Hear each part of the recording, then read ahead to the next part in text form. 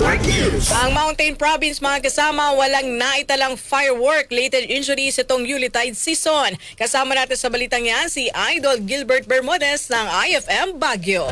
RMN Live Reports.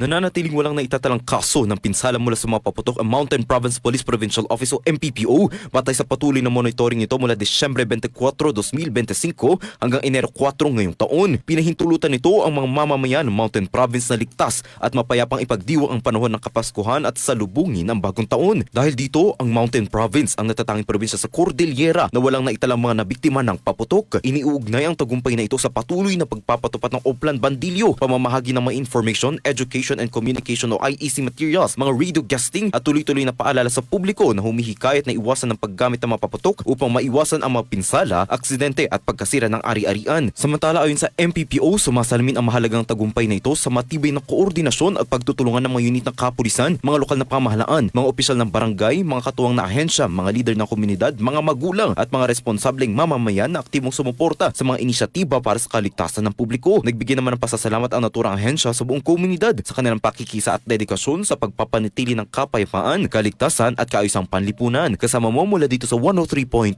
IFM Baguio. Ito si Idol Gilbert Bermudez, Tatak, RMN. RMN